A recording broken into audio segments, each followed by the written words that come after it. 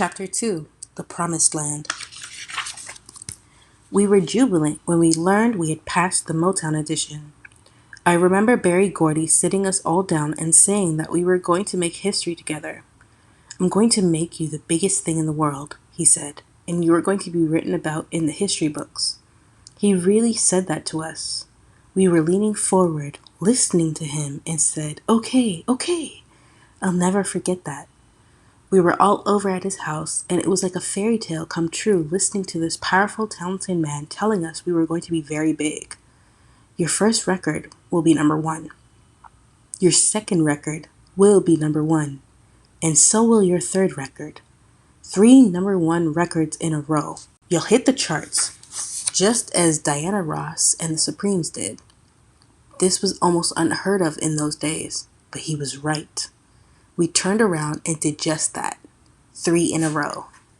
So Diana didn't find us first, but I don't think we'll ever be able to repay Diana properly for all she did for us in those days. When we finally moved to Southern California, we actually lived with Diana and stayed with her for more than a year on a part-time basis. Some of us lived with Berry Gordy and some of us with Diana, and then we would switch. She was so wonderful, mothering us and making us feel right at home. She really helped take care of us for at least a year and a half while my parents closed up the Gary house and looked for a house we could all live in here in California. It was great for us because Barry and Diana lived on the same street in Beverly Hills. We could walk up to Barry's house and then go back to Diana's. Most of the time I'd spend the day at Diana's and the night at Barry's. This was an important period in my life because Diana loved art and encouraged me to appreciate it too. She took the time to educate me about it. We'd go out almost every day, just the two of us, and buy pencils and paint. When we weren't drawing or painting, we'd go to museums. She introduced me to the works of the great artists like Michelangelo and Degas, and that was just the start of my lifelong interest in art. She really taught me a great deal. It was so new to me and so exciting. It was really different from what I was used to doing, which was living and breathing music, rehearsing day in and day out. You wouldn't think a big star like Diana would take the time to teach a kid to paint, to give him an education in art. But she did, and I loved her for it. I still do. I'm crazy about her. She was my mother, my lover, and my sister, all combined in one amazing person. Those were truly wild days for me and my brothers. When we flew to California from Chicago, it was like being in another country, another world. To come from our part of Indiana, which is so urban and often bleak, to the land in Southern California was like having the world transformed into a wonderful dream. I was uncontrollable back then. I was all over the place. Disneyland, Sunset Strip, the beach. My brothers loved it too, and we got into everything like kids who have just visited a candy store for the first time. We were awestruck by California. The trees had oranges and leaves on them in the middle of winter. There were palm trees and beautiful sunsets, and the weather was so warm. Every day was special. I would be doing something that was fun and wouldn't want it to end, but then I'd realize there was something else to do later that was going to be just as enjoyable and that I could look forward to it just as much. Those were heady days. One of the best parts of being there was meeting all of the big Motown stars who had immigrated to California along with Berry Gordy after he moved from Detroit. I remember when I first shook Smokey Robinson's hand. It was like shaking hands with a king. My eyes lit up with stars, and I remember telling my mother that his hands felt as if it were layered with soft pillows. You don't think about the little impressions people walk away with when you're a star yourself, but the fans do. At least, I know I did. I mean, I walked around saying, "His hands is so soft." When I think about it now, it sounds silly, but it made a big impression on me. I had shaken Smokey Robinson's hand. There are so many artists and musicians and writers I admire. When I was young, the people I watched were the real showmen. James Brown, Sammy Davis Jr., Fred Astaire, Gene Kelly. A great showman touches everybody. That's the real test of greatness, and these men have it. Like Michelangelo's work, it touches you. I don't care who you are. I am always excited when I get a chance to meet somebody whose work has affected me in some way. Maybe I've read a book that has touched me deeply, or made me think about things that I haven't focused on before. A certain song or style of singing can excite me or move me and become a favorite that I'll never tire of hearing. A picture or a painting can reveal a universe. In the same vein, an actor's performance or a collective performance can transform me. In those days, Motown had never recorded a kids group. In fact, the only child singer they had ever produced was Stevie Wonder.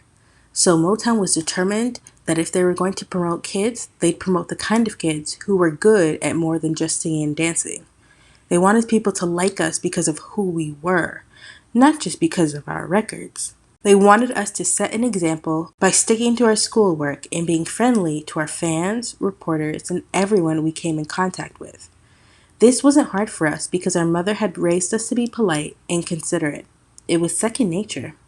Our only problem with schoolwork was that once we became well known, we couldn't go to school because people would come into our classrooms through the windows looking for an autograph or a picture. I was trying to keep up with my classes and not be the cause of disruptions, but it finally became impossible and we were given tutors to teach us at home. During this period, a lady named Suzanne DePass was having a great effect on our lives. She worked for Motown, and it was she who trained us religiously once we moved to LA. She also became a manager for the Jackson 5. We lived with her occasionally, ate with her, and even played with her. We were a rowdy, high-spirited bunch, and she was young herself and full of fun. She really contributed a lot towards the shaping of the Jackson 5, and I'll never be able to thank her enough for all she did. I remember Suzanne showing us these charcoal sketches of the five of us. In each sketch, we had a different hairstyle. In another set of color drawings, we were all pictured in different clothes that could be switched around like color forms. After we all decided on the hairstyles, they took us to a barber so he could make us match up with our pictures. Then, after she showed us the clothes, we went down to the wardrobe department where they gave us outfits to try on. They'd see us in one set of clothes, decide the clothes weren't right, and we'd all have to go back to the color forms to try on some more. We had classes and manners and grammar. They gave us a list of questions, and they said they were the kinds of questions that we could expect people to ask us. We were always being asked about our interests in our hometown and how we liked singing together. Fans and reporters alike wanted to know how old we each were when we started performing. It was hard to have your life turned into public property, even if you appreciated that people were interested in you because of your music. The Motown people tested us on the answers to questions we haven't heard from anyone yet. They tested us on grammar and table manners. When we were ready, they brought us in for the last alterations on our sleeves and the trimmings of our new afros. After all that, there was a new song to learn called I Want You Back. The song had a story behind it that we found out about little by little. It was written by someone from Chicago named Freddie Perrin. He had been Jerry Butler's pianist when we opened for Jerry in a Chicago nightclub. He had felt sorry for these little kids the club owner had to hire, figuring the club couldn't afford to get anyone else. His opinion changed dramatically when he saw us perform. As it turned out, I Want You Back was originally called I Want to Be Free and was written for Gladys Knight. Freddie had even thought that Barry might go over Gladys's head and give the songs to the Supremes. Instead, he mentioned to Jerry that he'd just signed this group of kids from Gary, Indiana. Freddie put two and two together, realized it was us, and decided to trust fate. When we were learning the Steel Town songs back in Gary, Tito and Jermaine had to pay special attention because they were responsible for playing on those records.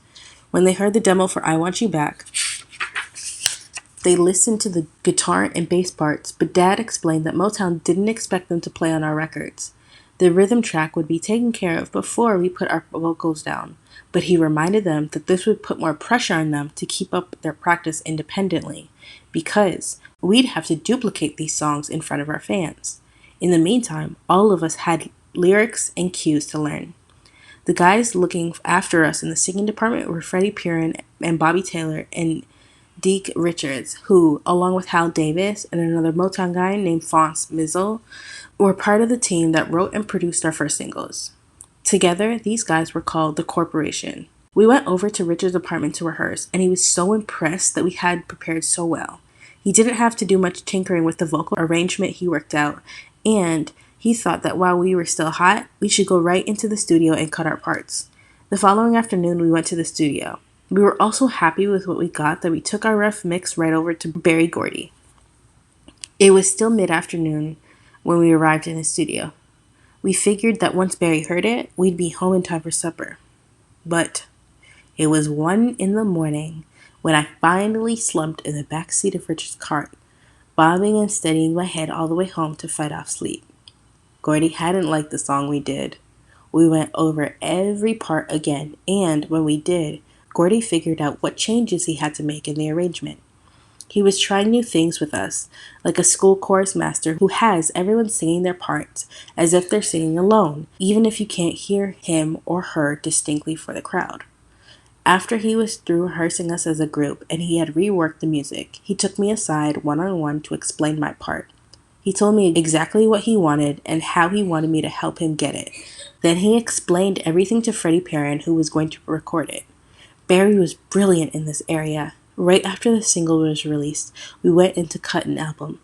We were particularly impressed with the I Want You Back session then because that one song took more time and tape than all the other songs on the record combined. That's the way Motown did things in those days because Barry insisted on perfection and attention to detail. I'll never forget his persistence. This was his genius. Then and later, I observed every moment of the sessions where Barry was present and I never forgot what I learned. To this day, I use the same principles. Barry was my teacher and a great one. He could identify the little elements that would make a song great rather than just good. It was like magic, as if Barry was sprinkling pixie dust over everything.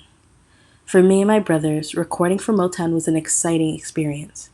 Our team of writers shaped our music by being with us as we recorded it over and over, molding and sculpting a song until it was just perfect. We would cut a track over and over for weeks until we got it just as they wanted it. And I could see while they were doing it that it was just getting better and better. They would change words, arrangements, rhythms, everything. Barry gave them the freedom to work this way because of his own perfectionist nature. I guess if they hadn't been doing it, he would have. Barry had such a knack. He'd just walk into a room where we were working and tell me what to do, and he'd be right. It was amazing. When I Want You Back was released in November 1969, it sold 2 million copies in 6 weeks and went to number 1. Our next single, ABC, came out in March 1970 and sold 2 million records in 3 weeks. I still like the part where I say, "Sit down, girl, I think I love you. No, get up, girl, show me what you can do." When our third single, The Love You Save, went to number 1 in June of 1970, Barry's promise came true. When our next single, I'll Be There, was also a big hit in the fall of that year, we realized we might even surpass Barry's expectation and be able to pay him back for all the effort he has made for us. My brothers and I, our whole family, were very proud. We had created a new sound for a new decade. It was the first time in recording history that a bunch of kids had made so many hit records. The Jackson 5 had never had much competition from kids our own age. In the amateur days, there was a kids group called the 5 Stair Steps that we used to see. They were good, but they didn't seem to have the strong family unit that we did, and sadly they broke up. After ABC hit the charts in such a big way, we started seeing other groups that record companies were grooming to ride the bandwagon we had built. I enjoyed all these groups. The Partridge Family, the Osmonds, the DeFranco family. The Osmonds were already around, but they were doing a much different style of music, like barbershop harmony and crooning. As soon as we hit, they and the other groups got into soul real fast. We didn't mind. Competition, as we knew, was healthy. Our own relatives thought one bad apple was us. I remember being so little that they had a special apple crate for me to stand on with my name on it so I could reach the microphone. Microphones didn't go far down enough for kids my age. So many of my childhood years went by that way, with me standing on that apple box, singing my heart out while other kids were outside playing. As I said before, in those early days, the corporation at Motown produced and shaped all of our music. I remember lots of times when I felt that songs should be sung one way, and the producers felt it should be sung another way. But for a long time, I was very obedient and wouldn't say anything about it. Finally, it reached a point where I got fed up with being told exactly how to sing. This was 1972, when I was 14 years old, around the time of the song Looking Through the Windows. They wanted me to sing a certain way, and I knew they were wrong. No matter what age you are, if you have it and you know it, then people should listen to you. I was furious with our producers and very upset, so I called Berry Gordy and complained. I said that they had always told me how to sing and I had agreed all the time, but now they were getting too mechanical. So he came into the studio and told them to let me do what I wanted to do. I think he told them to let me be more free or something. And after that, I started adding a lot of vocal twists that they really ended up loving. I do a lot of ad-libbing, like twisting words or adding some edge to them. When Barry was in the studio with us, he would always add something that was right. He'd go from studio to studio, checking on different aspects of people's work, often adding elements that made the records better. Walt Disney used to do the same thing. He'd go check on his various artists and say, well, this character should be more outgoing. I always knew when Barry was enjoying something I was doing in the studio because he has this habit of rolling his tongue in his cheek when he is pleased by something. If things were going really well, he'd punch the air like the ex-professional boxer he is. My 3 favorite songs from those days are Never Can Say Goodbye, I'll Be There, and ABC. I'll never forget the first time I heard ABC. I thought it was so good. I remember feeling this eagerness to sing that song, to get into the studio and really make it work for us. We were still rehearsing daily and working hard. Some things didn't change, but we were grateful to be where we were. There were so many people pulling for us, and we were so determined ourselves that it seemed anything could happen. Once I Want You Back came out, everyone at Motown prepared us for success. Diana loved it and presented us at a big-name Hollywood discotheque, where she had us playing in a comfortable party atmosphere like at Barry's. Following directly on the heels of Diana's event came an invitation to play at the Miss Black America telecast. Being on the show would enable us to give people a preview of our record and our show. After we got the invitation, my brothers and I remembered our disappointment at not going to New York to do our first TV show because Motown had called. Now we were going to do our first TV show and we were with Motown. Life was very good. Diana, of course, put the cherry on top. She was going to host the Hollywood Palace, a big Saturday night show. It would be her last appearance with the Supremes and the first major exposure for us. This meant a lot to Motown because by then they had decided that our new album would be called Diana Ross Presents the Jackson 5. Never before had a superstar like Diana pass the torch to a bunch of kids. Motown, Diana, and 5 kids from Gary, Indiana were all pretty excited. By then, I Want You Back had come out, and Barry was proven right again. All the stations that played Sly and the Beatles were playing us too. As I mentioned earlier, we didn't work as hard on the album as we did on the single, but we had fun trying out all sorts of songs, from Who's Loving You, the old Miracle song we were doing in the talent show days, to Zip-a-dee-doo-wah. We did songs on the album that appealed to a wide audience, kids, teenagers, and grown-ups, and we all felt that was a reason for its big success. We knew that the Hollywood Palace had a live audience, a sophisticated Hollywood crowd, and we were concerned, but we had them from the first note. There was an orchestra in the pit, so that was the first time I heard all of I Want You Back performed live, because I wasn't there when they recorded the strings for the album. Doing that show made us feel like kings, the way winning the citywide show in Gary had.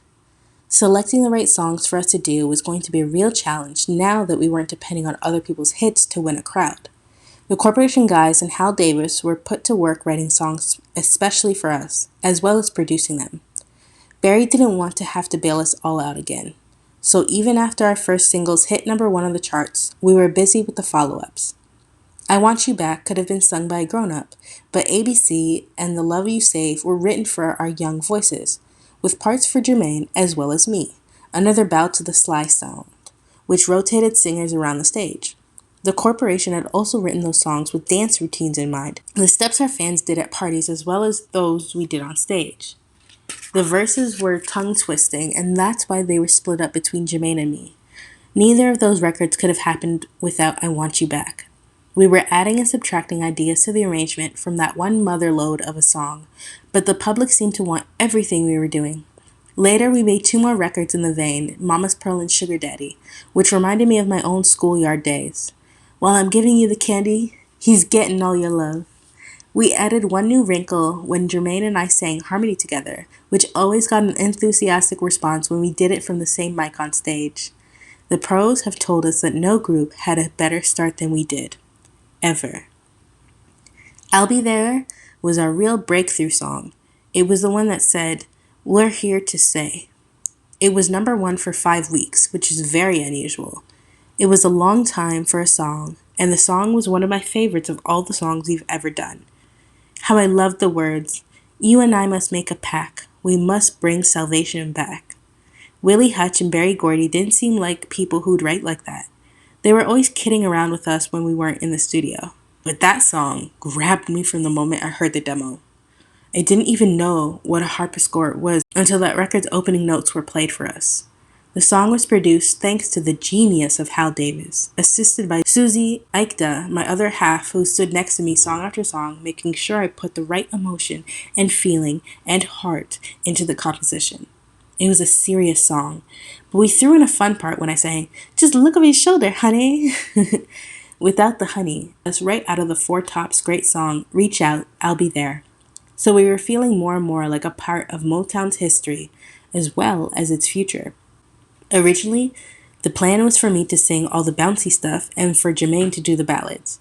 But though Jermaine's voice at 17 was more mature, ballads were more of my love, if not really my style, yet. That was our fourth straight number one as a group, and a lot of people liked Jermaine's song, "I Found That Girl," the B-side of "The Love You Save," just as much as the hits. We worked those songs into one big melody with plenty of room for dancing, and we went back to that melody when we performed on all kinds of TV shows. For instance, we played on the Ed Sullivan Show 3 different times. Motown always told us what to say in the interviews back then, but Mr. Sullivan was one of the people who drew us out and made us feel comfortable. Looking back, I wouldn't say Motown was putting us in any kind of straitjacket or turning us into robots, even though I wouldn't have done it that way myself. And if I had children, I wouldn't tell them what to say. The Motown people were doing something with us that hadn't been done before. And who was to say what was the right way to handle that sort of stuff? Reporters would ask us all kinds of questions, and the Motown people would be standing by to help us out or monitor the questions if need be. We wouldn't have dreamed of trying anything that would embarrass them. I guess they were worried about the possibility of our sounding militant the way people were often doing in those days. Maybe they were worried after they gave us those afros that they created little Frankensteins. Once, a reporter asked a Black Power question, and the Motown person told him we didn't think about that stuff because we were a commercial product. It sounded weird, but we winked and gave the power salute when we left, which seemed to thrill the guy. We even had a reunion with Don Cornelius on his Soul Train show. He had been a local disc jockey during our Chicago days, so we all knew one another from that time. We enjoyed watching his show and picked up ideas from those dancers who were from our part of the country. The crazy days of the Big Jack Survive tours began right after those successes we had with our records. It started with a big arena tour in the fall of 1970. We played huge halls like Madison Square Garden and the Los Angeles Forum. When Never Can Say Goodbye was a big hit in 1971, we played 45 cities that summer, followed by 50 more cities later that year. I recall most of that time as a period of extreme closeness with my brothers. We have always been a very loyal and affectionate group. We clowned around, goofed off a lot, and played outrageous pranks on each other and the people who worked with us. We never got too rowdy. No TV sailed out of our hotel windows, but a lot of water was spilt on various heads. We were mostly trying to conquer the boredom we felt from being so long on the road. When you're bored on tour, you tend to do anything to cheer yourself up. Here we were, cramped up in these hotel rooms, unable to go anywhere because of the mobs of screaming girls outside, and we wanted to have some fun. I wish we could have captured some of the stuff we did on film, especially some of the wild pranks. We'd all wait until our security manager, Bill Bray, was asleep. Then we'd stage some insane fast walk races in the hallways, pillow fights, tag team wrestling matches, shaving cream wars, you name it. We were nuts.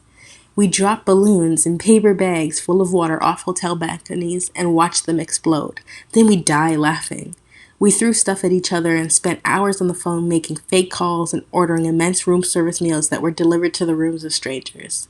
Anyone who walked into one of our bedrooms had a 99% chance of being drenched by a bucket of water propped over the door. When we'd arrive in a new city, we tried to do all the sightseeing we could. We traveled with a wonderful tour, Rose Fine, who taught us a great deal and made sure we did our lessons. It was Rose who instilled in me a love of books and literature that sustains me today. I read everything I could get my hands on. New cities meant new places to shop. We loved to shop, especially in bookstores and department stores, but as our fame spread, our fans transformed casual shopping trips into hand-to-hand combat. Being mobbed by near hysterical girls was one of the most terrifying experiences for me in those days. I mean, it was rough. We had decided to run into some department store to see what they had, and the fans would find out we were there and would demolish the place, just tear it up. Counters would get knocked over, glass would break, and the cash registers would be toppled. All we wanted to do was look at some clothes. When those mob scenes broke out, all the craziness and all the adulation and notary became more than we could handle. If you haven't witnessed a scene like that, you can't imagine what it's like. Those girls were serious. They still are. They don't realize that they might hurt you because they're acting out of love. They mean well, but I can testify that it hurts to be mobbed. You feel as if you're going to suffocate or be dismembered. There are 1,000 hands grabbing at you. One girl is twisting your wrist this way while another girl is pulling your watch off. They grab your hair and pull it hard and it hurts like fire. You fall against things and the scrapes are horrible. I still wear the scars, and I can remember in which city I got each of them. Early on, I learned how to run through the crowds of thrashing girls outside of theaters, hotels, and airports. It's important to remember to shield your eyes with your hands because girls can forget they have nails during such emotional confrontations. I know the fans mean well, and I love them for their enthusiasm and support. But crowd scenes are scary. The wildest mob scene I had ever witnessed happened the first time we went to England. We were in the air over the Atlantic when the pilot announced that he had just been told that there were 10,000 kids waiting for us at Heathrow Airport. We couldn't believe it. We were excited, but if we could have turned around and flown home, we might have. We knew this was going to be something, but since there wasn't enough fuel to go back, we flew on. When we landed, we could see that the fans had literally taken over the whole airport. It was wild to be mobbed like that. My brothers and I felt fortunate to make it out of the airport alive that day. I wouldn't trade my memories of those days with my brothers for anything. I often wish I could relive those days.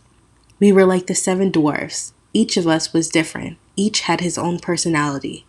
Jackie was the athlete and the warrior. Tito was the strong, compassionate father figure. He was totally into cars and loved putting them together and tearing them apart. Jermaine was the one I was closest to when we were growing up.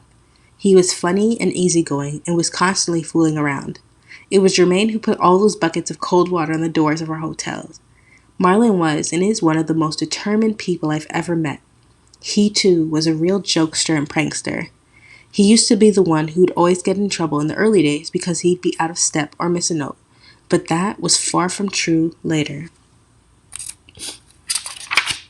The diversity of my brother's personalities and the closeness we felt were what kept me going during those grueling days of constant touring.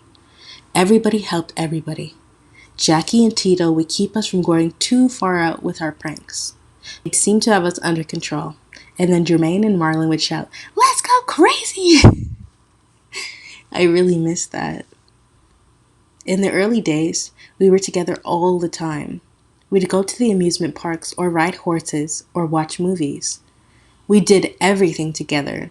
As soon as someone said, "I'm going swimming," we'd all yell, "Me too." The separation from my brothers started much later, when they began to get married. An understandable change occurred as each of them became closest to his wife, and they became a family unit unto themselves. A part of me wanted us to stay where we were, brothers who were also best friends. But change is inevitable, and always good in one sense or another. We still love each other's company. We still have a great time when we're together. But the various paths our life had taken wouldn't allow us the freedom to enjoy one another's company as much as we did. In those days, touring with the Jackson 5, I always shared a room with Jermaine. He and I were close, both on stage and off, and shared a lot of the same interests. Since Jermaine was also the brother most intrigued by the girls who wanted to get at him, he and I would get into the mischief on the road. I think our father decided early on that he had to keep a more watchful eye on us than our other brothers. He would usually take the room next to ours, which meant he could come in and check on us anytime through the connecting doors. I really despised this arrangement, not only because he could monitor our misbehavior, but also because he used to do the meanest things to us. Jermaine and I would be sleeping, exhausted after a show, and my father would bring a bunch of girls into the room. We'd wake up, and they'd be standing there looking at us, giggling. Because show business and my career were my life, the biggest personal struggle I had to face during those teenage years did not involve the recording studios or my stage performance. In those days, the biggest struggle was right there in my mirror. To a great degree, my identity as a person was tied to my identity as a celebrity. My appearance began to really change when I was about 14. I grew quite a bit in height. People who didn't know me would come into a room expecting to be introduced to cute little Michael Jackson, and they'd walk right past me. I would say, "I'm Michael," and they would look doubtful. Michael was a cute little kid. I was a gangly adolescent heading towards 5 feet 10 inches. I was not the person they expected or even wanted to see. Adolescence is hard enough, but imagine having your own natural insecurities about the changes your body's undergoing, heightened by the negative reactions of others. They seemed so surprised that I could change, that my body was undergoing the same natural change everyone's does. It was tough. Everyone had called me cute for so long. Everyone had called me cute for a long time, but along with all the other changes, my skin broke out in a terrible case of acne. I looked in the mirror one morning and it was like, oh no! I seemed to have a pimple for every oil gland, and the more I was bothered by it, the worse it got. I didn't realize it then, but my diet of greasy processed food didn't help either. I became subconsciously, there we go. I became subconsciously scarred by this experience with my skin. I got very shy and became embarrassed to meet people because my complexion was so bad. It really seemed that the more I looked in the mirror, the worse the pimples got. My appearance began to depress me. So I know that a case of acne can have a devastating effect on a person. The effect on me was so bad that it messed up my whole personality.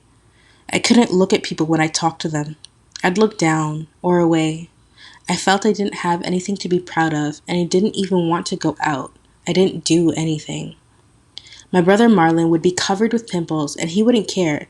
I didn't want to see anybody, and I didn't want anyone to see my skin in that shape. It makes you wonder about what makes us the way we are, that two brothers could be so different. I still had our hit record to be proud of, and once I hit the stage, I didn't think about anything else. All that worry was gone. But once I came off stage, there was that mirror to face again. Eventually, things changed. I started feeling differently about my condition. I've learned to change how to think and learned to feel better about myself. Most importantly, I changed my diet. That was the key. In the fall of 1971, I cut my first solo record, Got to Be There. It was wonderful working on that record, and it became one of my favorites. It was Berry Gordy's idea that I should do a solo recording, and so I became one of the first people in the Motown group to really step out. Berry also said he thought I should record my own album. Years later, when I did, I realized he was right. There was a small conflict during that era that was typical of the struggles I went through as a young singer. When you're young and have ideas, people often think you're just being childish and silly. We were on tour in 1972, the year Got to Be There became a big hit. One night, I said to our road manager, "Before I sing that song, let me go off stage and grab that little hat I wore for the picture on the album cover. If the audience sees me wearing that hat, they'll go crazy." He thought it was the most ridiculous idea he had ever heard. I was not allowed to do it because I was young, and they all thought it was a dumb idea. Not long after that incident, Donny Osmond began wearing a very similar hat all over the country, and people loved it. I felt good about my instincts. I had thought it would work. I had seen Marvin Gaye wear a hat when he sang "Let's Get It On," and people went bananas. They knew what's coming when Marvin put that hat on. It added excitement and communicated something to the audience that allowed them to become more involved with the show. I was already a devoted fan of film and animation by the time the Jackson 5 Saturday morning cartoons started appearing over the network television in 1971. Diana Ross had enhanced my appreciation of animation when she taught me to draw, but being a cartoon character pushed me over the brink into a full-time love of the movies and the kind of animated motion pictures pioneered by Walt Disney. I have such admiration for Mr. Disney and what he accomplished with the help of so many talented artists. When I think about the joy he and his company have brought to millions of children and adults the world over, I am in awe. I loved being a cartoon. It was so much fun to get up on Saturday mornings to watch cartoons and look forward to seeing ourselves on the screen. It was like a fantasy come true for all of us.